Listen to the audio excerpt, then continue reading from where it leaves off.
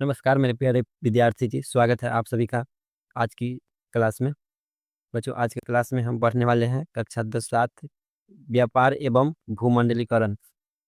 और आज की क्लास में मैं आपको बताऊंगा 20 ऐसे एमवीवीआई लघु उत्तरीय प्रश्न जो बिहार बोर्ड परीक्षा में पूछे जा चुके हैं और इस बार भी इसी 20 में से ही पूछी जाएगी। अगर आप चाहते हैं बोर्ड परीक्षा में इतिहास से अच्छी अंक प्राप्त हो तो पूरी विश्वास के साथ अंत तक देखिए। चलिए शुरू करते हैं। जैसा कि आप लोग थंबनेल में भी देख सकते हैं, बिहार बोर्ड मैट्रिक परीक्षा क्लास 10th हिस्ट्री व्यापार एवं भूमंडलीकरण पूछे गए वर्षों के साथ सब्जेक्टिव क्वेश्चन एमवीवीआई जो कि एग्जाम के लिए। चलिए, व्यापार एवं भूमंडलीकरण चैप्टर नंबर 7 स्टार्ट। भूमंडलीकरण क्या है? 2018 में पूछा गया सवाल है। उत्तर होगा भूमंडलीकरण वह प्रक्रिया है जिसके अंतर्गत विभिन्न देशों की अर्थव्यवस्थाएं एक दूसरे से जुड़ जाती हैं। इसके माध्यम से वस्तुओं, सेवाओं, पूंजी, तकनीक और सूचना का आदान प्रदान होता है। इससे विश्व एक साझा बाजार में बदल जाता है।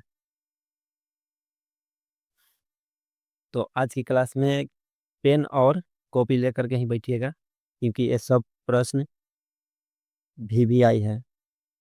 तो इसको नोट करते चलिए या फिर स्क्रीनशॉट ले लीजिए। चलिए नेक्स्ट क्वेश्चन। विश्व व्यापार संगठन WTO की स्थापना कब और क्यों हुई? 2017 में पूछा गया सवाल है। उत्तर विश्व व्यापार संगठन की स्थापना 1995 ईस्वी में हुई। इसका मुख्य उद्देश्य अंतर्राष्ट्रीय व्यापार को बढ़ावा देना है। यह सदस्य देशों के बीच व्यापारिक नियमों को नियंत्रित करता है और विवादों का समाधान करता है। नेक्स्ट, व्यापार से आप क्या समझते हैं? 2016 में पूछा गया सवाल है। उत्तर होगा वस्तुओं और सेवाओं के क्रय विक्रय की प्रक्रिया को व्यापार कहा जाता है। व्यापार देश के भीतर भी होता है, व्यापार देश के भीतर भी होता है और देश के बीच भी। इससे उत्पादन बढ़ता है और आर्थिक विकास होता है। नेक्स्ट, बहुराष्ट्रीय कंपनी MNC क्या है? 2019 में पूछा गया सवाल। उत्तर होगा बहुराष्ट्रीय कंपनी वह कंपनी होती है जो एक से अधिक देशों में अपना उत्पादन और व्यापार करती हैं। ये कंपनियां सस्ती मजदूरी और बड़े बाजार की तलाश में विकासशील देशों में निवेश करती हैं, जिससे रोजगार के अवसर बढ़ते हैं। नेक्स्ट, भारत में नई आर्थिक नीति कब लागू हुई और इसका उद्देश्य क्या था? 2015 में पूछा गया सवाल है। उत्तर होगा भारत में नई आर्थिक नीति 1991 ईस्वी में लागू हुई। इसका उद्देश्य भारतीय अर्थव्यवस्था को वैश्विक बाजार से जोड़ना था। इसके अंतर्गत उदारीकरण, निजीकरण और अपनाना अपनाया गया भूमंडलीकरण को अपनाया गया। नेक्स्ट नेक्स्ट, आयात क्या है? 2014 में पूछा गया सवाल। उत्तर होगा जब कोई देश अपनी आवश्यक वस्तुएं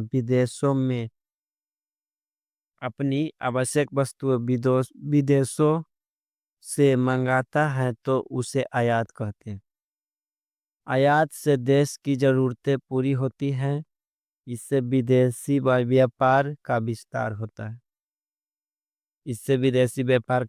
होता है। नेक्स्ट, निर्यात किसे कहते हैं? 2018 में पूछा गया सवाल। जब कोई देश अपनी वस्तु को दूसरे देशों में बेचता है तो उसे निर्यात कहते हैं। निर्यात से देश को विदेशी मुद्रा प्राप्त होती है। इससे राष्ट्रीय आय में वृद्धि होती है। नेक्स्ट, मुक्त व्यापार नीति क्या है? 2020 में पूछा है सवाल। उत्तर होगा मुक्त व्यापार नीति वह नीति है जिसमें सरकार आयात निर्यात पर कम प्रतिबंध लगाती है।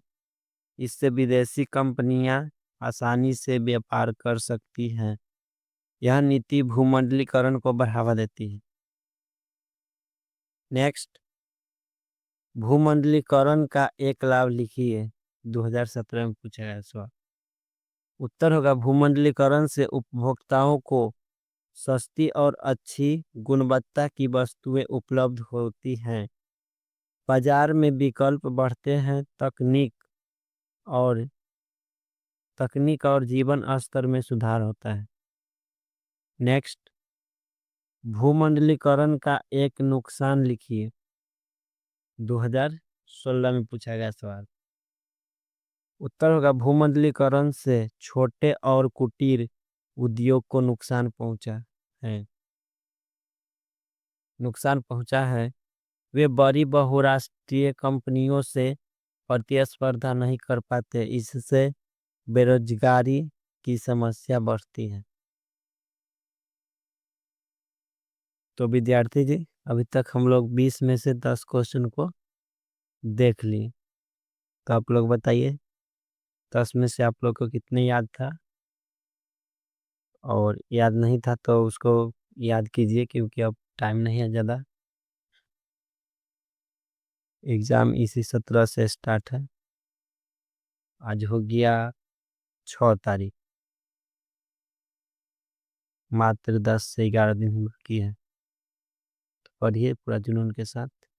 चलिए नेक्स्ट, विदेशी निवेश क्या है? 2019 में पूछा गया सवाल। उत्तर होगा जब कोई विदेशी कंपनी किसी दूसरे देश में पूंजी लगाती है तो उसे विदेशी निवेश कहते हैं। इससे उद्योगों का विकास होता है। रोजगार के नए अवसर उत्पन्न होते हैं। नेक्स्ट, निजीकरण किसे कहते हैं?